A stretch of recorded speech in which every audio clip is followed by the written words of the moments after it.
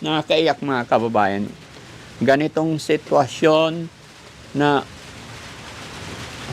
yung mga lola mismo ang nagbabangayan, naiipit ang mga apo. Diba? Mga pangbaon nyo ha, tsaka pangkain nyo ha. Oh, eto na ate Micaela. Oh. Asan yung kamay mo? Yan. Bilangin natin ha. 1, 2, 3, 4, 5, 6, 7, 8, 9, 10. Yan. Para makatulong sa inyo ha, sa pag-aaral ninyo, no? So ano naman masasabi nyo? Thank you po. Salamat kay si Daddy. Thank you. Thank you po dito. Tsaka Thank you kay God. Yan. Tsaka nung nakaraan pa na binigyan ninyo. Oo. Thank you po. Tsaka yung pag-maintenance po kay mama. Thank you po. Yan. At saka huwag niyang sabihin kung total, ang alam ko talaga pure na pure kayong apo. Pero huwag siyang magsalita ng ganun na kung sino-sino ang ama. Ang sakit talagang pakinggan. Pero talagang pure kayong apo. Maski hindi kayo idaan sa DNA test, pure na pure kayo sigurong apo. Pakita ko naman sa itsura niyo eh. Di ba tayo? Okay na yon? Oo. Salamat sa unawa tayo, ha? Tsaka ikaw, Mikang, may nasabi ka noon sa akin, nung ang sakit-sakit ng rayuma ko na hindi ako makalakad, ang sabi mo, kinikilala mo lang bilang ina si mama mo, hindi ko siya mahal ka mo, kinikilala ko lang bilang ina. Yun ang sinabi mo sa akin sa cellphone. Ang iyak ko noon, hindi ko mahal si mama ko, kinikilala ko lang bilang ina. Ganon ang sinabi mo sa akin noon nung nandito na si mama mo, tinawagan kita. Lola, siguro, gaya ng sinabi ko po kasi, nung time na yun, maliliit pa sila. 3 years ago. Yes. nakalipas po sila. Ito po yung time na nagde-develop yung isip ng mga bata. So siguro, yun ang naririnig nila doon. Kumbaga, naapektuhan kasi talaga sila. Kaya gaya ng sinabi ko para sa mga apo natin, kalimutan na po natin yun. Ipakita natin. Sabi nga kasi nila, may kasabihan po tayo na kung anong nakikita ng mga bata sa matatanda, akala nila yun ay magiging tama. Kaya kung ano yung naririnig nila doon o sinasabi, kasi ang nangyari sa inyo, kuhaan ng side naririnig nila. So sa ngayon, dahil lumalaki na sila, forgive na po tayo, Lola. Na? No? Yun din, wag po kong magalit sa akin, Lola. Ha? Yun din po yung sinabi ko doon sa kabila.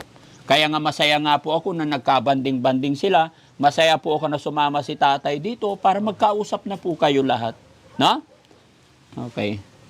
Lola, kung iisipin kanina pagdating ni Ate Maricel doon, niyakap nila yung nanay nila eh. Kaya hindi pwedeng hindi nila mahal. Kita mo naman. At saka, sir, may Opo. isip po ako. Sige po. Pinuntahan pa kayo ni Bildang nung namatay si lolo nyo, ba't hindi man lang kayo nakipaglibing?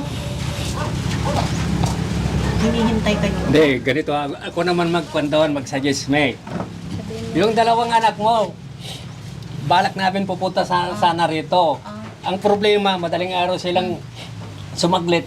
Doon sila nag-stay sa bahay. Saan? Doon? Oo. Ay, ganun sila. Oo. Sila sa amin. Alam. Nasa school. Oo. Hindi sila nagkipag-living yung tatay na lang mismo. Pumunta sila sa lamay. Oo. Doon sila sa lamay. So may mga bagay na hindi alam. Diba? Kahit yung dalawang anak mo, Ben, andun sila, hindi pa nagpag-living doon sa bahay. Hindi lang nakipaglibing, pero talagang nandoon sila sa lamay. Talagang nakita nila, talagang nasilip nila. Eh, sabi nila, galing daw sila ng Bagyo. Oo, bumaba sila ng bagyo. Yung bagyo, Pero sabi nila, kung ano- pumunta sila, isang buong gabi sila dyan sa lamay noon. Bago namatay si lolo ko, doon sa amin. Doon siya nagstay. Pandemic pa yun? Nakain namin siya doon. Bago pandemic naman nung dumating kami dito. Tapos umuwi siya March, dito. parang March 17 yung pandemic. March 16 kami nakarating dito. Noon, doon sa bayan. Dito. Eh, yung gano'n na lang, may tapos na. Yun, hindi natin babalikan na yun. Opo, tama tay, tama. Natanong ko lang naman. Opo. Pag-usapan na lang natin si Ate Maricel para tuluyan na siyang gumaling at sa mga bata. Ano po? Masaya ako sa nangyari na nagkabanding sila. Yun na lang, yung suporta na lang ni Lola doon, suporta ng Lola dito. Diba? O bilang panganay na anak, ano ang mensahe mo kay Lola? Sige po. Ano po, sana yung mga nakaraan na po na nangyari, huwag niyo na pong ibalik kasi kami po yung nasasaktan kasi hindi po namin alam yung nakaraan nila. Kami po yung naguguluhan kung sino po yung paniniwalaan namin. Kaya gusto ko lang naman po, sana huwag niyo na pong sabihin kung ano yung nakaraan nilang dalawa kasi tapos na yun. Kasi kayong dalawa ni nanay, kaya lang din naman yung nagsusumbatan na dalawa. Yun lang po. Ayun. Sana marinig ni Sana marinig ni Lola doon at marinig din ni Lola dito. Dahil totoo yung sinabi ng panganay na mga anak talaga ang naapektuhan, no? Nakakaiyak mga kababayan. Ganitong sitwasyon na yung mga lola mismo ang nagbabangayan, naiipit ang mga apo, di ba? Tama yung sinabi ng anak. Kaya tay, sa pagkakataon na ito, bilang tatay, huwag mong pababayaan yung mga anak mo. Alam kong hindi mo sila pinapabayaan. Hindi Oh, yes po, alam ko yun. Pasensya na. Oo. Pero intindihin mong maigi yung sinasabi ng anak mo, tay. Sila yung naiipit, sila yung naapektuhan sa bangayan ng dalawang lola. Di ba? Ikaw naman, anak, anong mensahe mo kay Lola?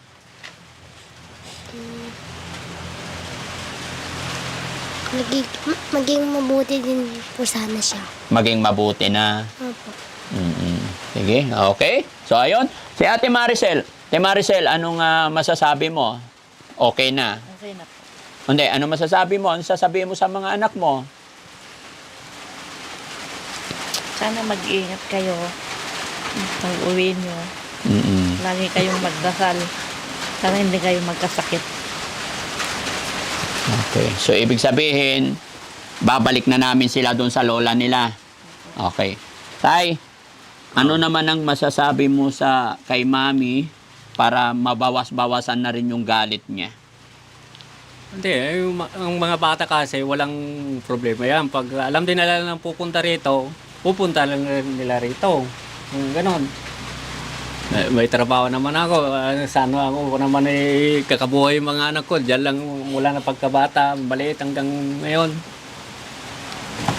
Sandali lang naman, pag sumakay sila doon, maski bababa na lang kami sa ginagawang palengke, sabi nila, diyan lang naman ang ginagawang palengke, atras lang sila ng kunti, makita na nila. Mangyayari na yun, Lola, kasi malaki na, panganay na. Kunting-kunting Sila sa galusinahan ni Mayor Rarang, diyan naman ang gasolina. kunting-kunting panahon na lang, nasa ustong gulang na sila, mapakapasyal na sila, lalo't nandito na yung mama nila. Ano po? No? Okay? Si Lola naman, Lola, pasensya ka na sa amin, ha? Ang gusto ko lang maging maayos na para sa mga apo kasi naawa talaga ako sa mga apo nyo. O, anong mensahe mo naman sa mga apo mo po? Talagang nakakaawa nga naman talaga kung wala silang nanay na kaya dapat talagang gagaling na tong nanay nila para masamasamahan ang mga Yes ito. po. Lola, mabilis ang paggaling ni Ate Maricel kung hindi na natin ibalik yung mga nakaraan, wala nang sumbatan. Kumbaga, suportahan na lang natin si Ate Maricel. Konting na lang, konting push na lang. O nga pala, saan na yung gamot? Pakuha sa sasakyan para i-turn over natin kay Lola. No? Ay, may gamot ka ning. Opo. Meron. Alam naman niya yon, no? So, yon mga kababayan, mga kabarangay, no? Ito po yung ganap at nangyari. Napakasarap sa pakiramdam na nagkaayos-ayos at nagkita. Sa tagal ng panahon, ngayon lang nakarating ang manugang dito sa bahay ni Lola. Kaya Eto na sana yung simula ng pagkaayos-ayos at kalimutan na. Gaya ng sinabi ng anak ni Ate Maricel na panganay, no? At pasensya na po mga kababayan, ipagpaumanhin nyo kung may mga pagkakamali ako. Pero ang akin lang, ang intention lang ni Daddy Frankie ay maging maayos ang lahat, no? So, okay. Kunin natin yung yung gamot para hindi masyadong gabihin. Ay, payong. Hindi, okay na po. Meron. So, Tay, after nito, Tay, babalik na tayo doon. Oh, ibabalik namin kayo. Hindi na kayo mag-hotel ni Ate Maricel? Sabi mo kanina. Ha? Upo ka doon, Ate. Para, Niyayakap na ka. niyayakap ka ng anak mo. Gusto mo yakap ka ng anak mo? Oh, very good. No? Ano sasabihin mo kay nanay? Nay, umuwi na ako. Si nanay ko Tapos sabi na mo. yung ngipin eh. Ha? Tapos na yung ngipin mo. Season na ako. Oh. Ay, Oh, maganda na. Pakita mo kay nanay. Kay nanay mo pakita. Ako yung isa. kumpleto ng ngipin. Ganda na.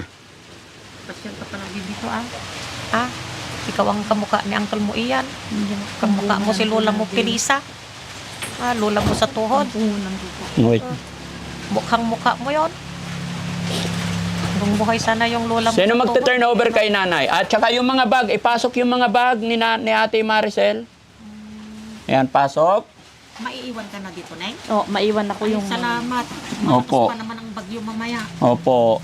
Ayan. Lalabas daw yung- Nay, ito yung mga gamit niya. Yung ibang damit niya dyan, yan yung galing sa mga sponsor. Buksan nyo na lang po. No? Ayan. Ayan. Lalo na ito, bigay po ng mga sponsor yan, yung damit na to. And then, Ito po ang Saan after dyan, Nong? lunch. Saan dyan ang karton ng after lunch? Ito po yung bago matulog. Bago matulog. Ito po yung after lunch. Ay, after. Good for ano po ito? 3 months po. Itong gamot. Meron, ano ito mo? Ano yan? Ito po yan. Ay, tapos, yun, bago tuluyan matapos talaga, yung nagpadala sa'yo ng 2,000, no? Si Jane Batista, Batisla Ong. Ayan, nagbigay po siya ng 2,000. Kaya Ma'am Jane Batista Ong, ay Batisla Ong, maraming salamat po, no? Ibibigay ko yung 2,000 na para kay 2,000. Okay?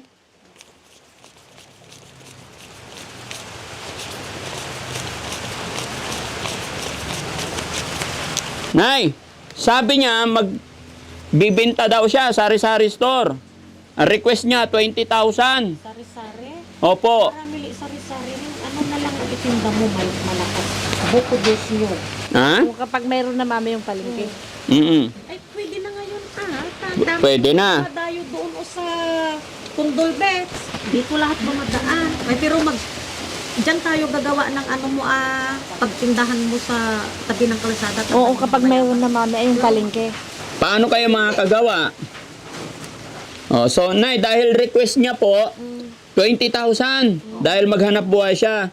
Nay, gaya ng sinabi ko, para tuloy-tuloy ang paggaling, huwag niyo po kakalimutan yung gamot niya. And then, suportahan po natin. Kalimutan na natin yung sumbatan. Tignan nyo po yung mga apo. Gustong-gusto. Sabik na sabik sa magulang. Ano po? Okay? O, to. 20,000. Opo, dad. Kanino ko bigay? Kay nanay na lang muna. Sa akin po. Ha? Sa akin. Bakit? Sigurado ka, babalikan kita. Titignan ko yung negosyo mo, ha? Opo, dad. Nay, suportahan nyo po. Bangko mo na lang muna Natin. siyempre, magpatambak pa ng bayander dyan. Ibang ko. Ibang ko yung ibang. Umuulan. Ibang- Bangko mo na lang muna. Ibang ko kubo. Saka lagi naman, weekly naman, bumabalik dito si Kuya Sam. Mamomonitor niya yung pag-inom ng gamot, no, mga kababayan. Si Sam Viclia na Ganyan din talagang iniinom niya dito, sir. No. O, ate, Nay, bibilangin ko para sa kanya. One, Kamay, ate. 1, 2, 3, 4, 5, 6, 7, 8, 9, 10, 11, 12, 13, 14, 15, 16, 17, 18, 18, 19, 20, 19, 19, 20. 20. So 18,000 galing kay Daddy Frankie. Opo. Yung 2,000 galing kay Jen Batisla Ong. Galing kay Jean Batista Ong. Oo. Anong masasabi mo kay Ma'am Jane? Thank you, Ma'am Jean Batista Ong, sa tulong po. God bless. Bye-bye. Pagyayamanin mo yan, ha? Opo. Okay. So, ayun mga kababayan, mga kabarangay. Ito, kung mapapansin ninyo, unti-unti na pong palakas ng palakas ang hangin, ulan. Kaya ibabalik pa namin itong mga bata sa kanilang lola para hindi masyadong magabihin. Ano? Nay, ano po masasabi mo na ilang taon po?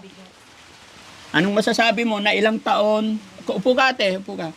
Na nasa kalsada si Ate Maricel ngayon, okay na siya. Ay, sana huwag na siyang pupunta-punta dyan, sir. Dito na lang siya. Opo. Yun naman yung sinasabi niyo na, no? Ayan, mayroon na siyang panimula na 20,000. Ano masasabi mo po? Palaguin niya, sir. Inigos niya para may siya, pangtustos siyang maitulong sa mga anak niya. Sa suporta niyo po yun, Nay. Ano po?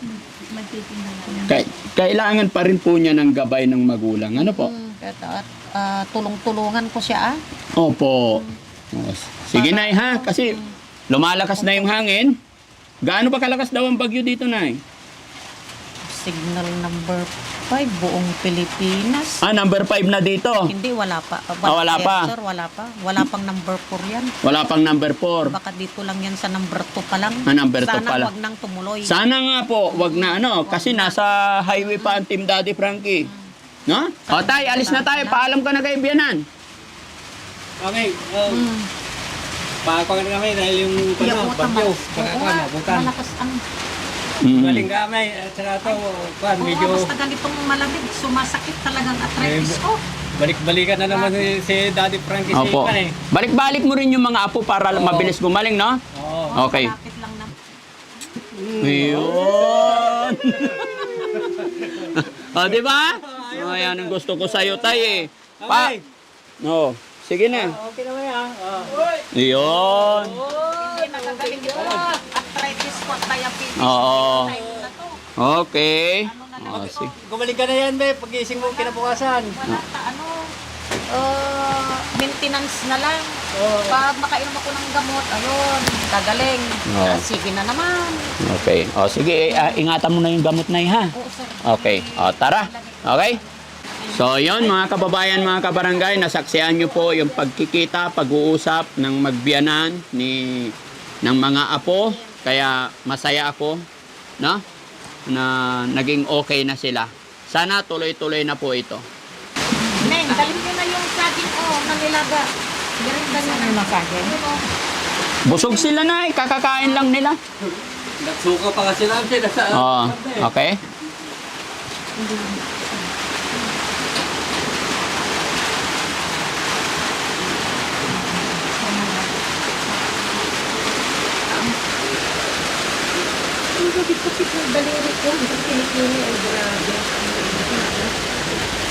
Okay. Ayan mga kababayan, maraming salamat po.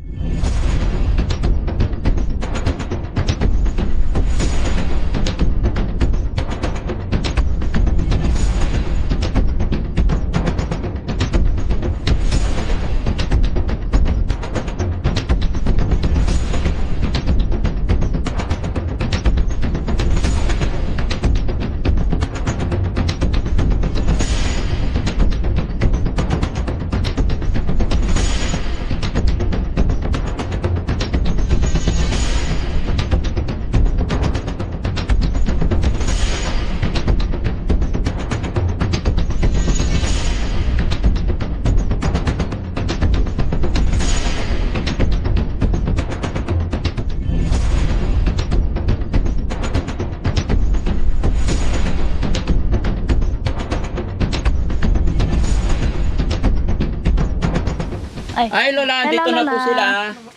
Galing nyo naman. Ay, siyempre, takot ko sa'yo eh. Hindi, pinakain lang talaga namin sila. Ganun talaga. Opo. Ate niya, isiram ng Asan si Mean? At least masaya po sila. Mm-mm. No? Halika dito ka, be. Okay Dito ka na? tabi. Halika. Tsaka nakapasyal na rin sila sa lola nila.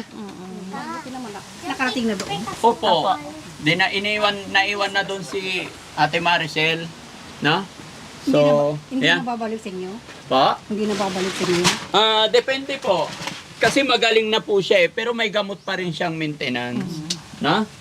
Ito po, may dala kaming bigas. Kasi ito yung... okay. Ito yung bilin ni Ate Maricel na bigyan ng bigas yung mga bata. No? At saka... honey, bigay mo sa kanila yung para sa mga bata din. Ito, Dito, ha? kausapin mo yung mga bata. Okay lang kayo? Nahilo. Nahilo po. Nahilo eh. Hindi sanay sa biyahe. Okay lang? Okay lang kayo? Ha? Panganay. Si Ate Micaela, okay ka lang? Okay lang po. Bakit? Nahilo ka? Hindi. Ay, hindi naman. Ay, nantok. Galing sa ano yan, doon. Enjoy naman kayo. Enjoy kayo sa ano? Sa pagkain?